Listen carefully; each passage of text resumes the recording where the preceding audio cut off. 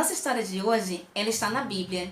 E a Bíblia é a palavra de Deus. E ela se encontra no livro de 2 Reis, capítulo 5, e versículos que vão do 1 ao 15. E vai contar um pouco sobre a história de Naamã, um comandante do exército do rei da Síria. Um homem muito respeitado, valoroso, honrado, porém era leproso.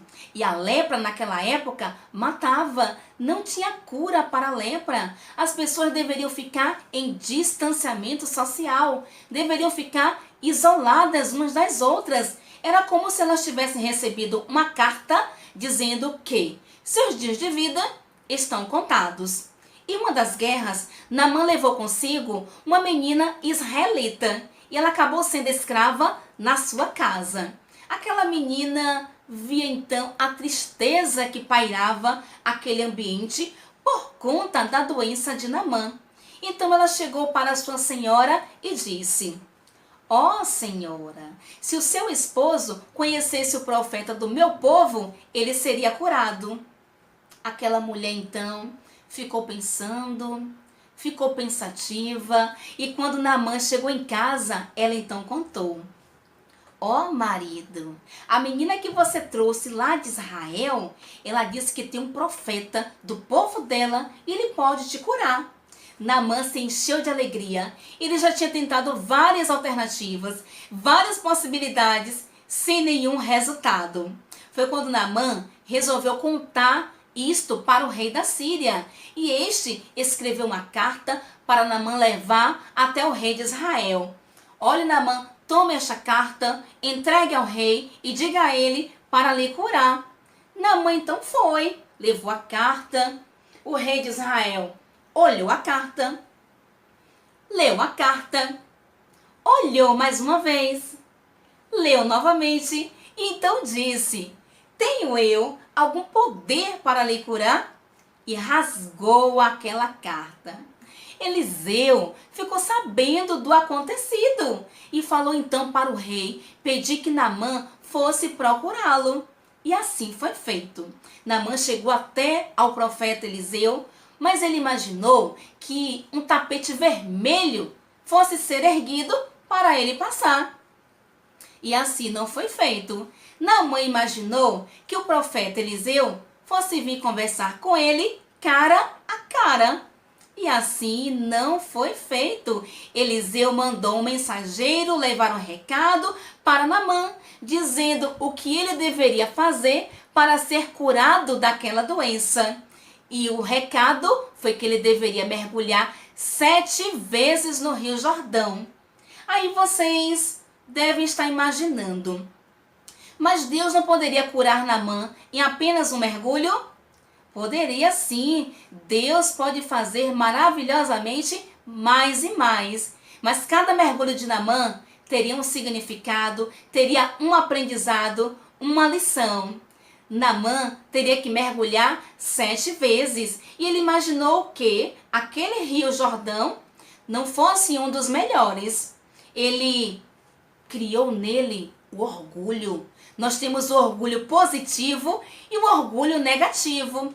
Naamã se encheu do orgulho negativo, que é arrogância, soberba, a superioridade, achar que ele fosse ser superior aos outros.